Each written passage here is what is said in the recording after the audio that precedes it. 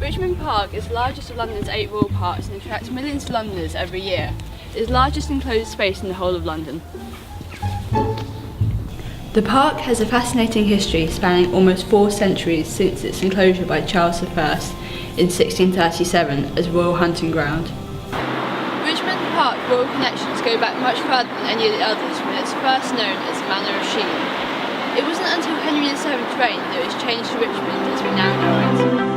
Being London's largest site of special scientific interest, a national nature reserve and a special area of conservation, Richmond Park has a great national and international importance for wildlife conservation.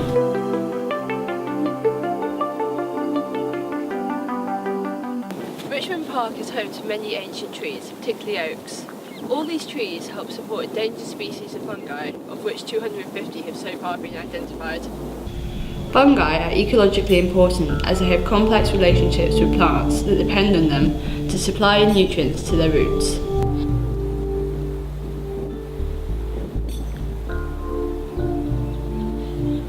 It is thanks to centuries of grazing by red and fallow deer that have allowed this incredible environment to flourish. It is estimated that there are currently 630 deer roaming freely in the park that have shaped its landscape and history. Breeding season, also known as the deer rut, takes place in the autumn, where the red stags and fallow bucks compete for females. The number of owners walking their dogs in Richmond Park has increased considerably throughout the years. This can pose a threat to the deer as they feel threatened by the dogs and can therefore cause a nasty situation. There are numerous charities dedicated to the conservation, protection and improvement of Richmond Park.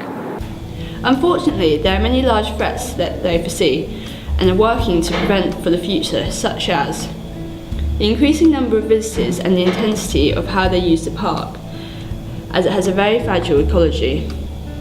In 1961, public funding was 95% of the park's income, and now it is below 50%. The changes to the park's ecology and wildlife. Since 1961, the park has seen a loss in many species of wildlife, which they not only hope to put a stop to, but also want to reverse this. Only time will tell if these problems can be overcome, and if Richmond Park will be here for centuries to come.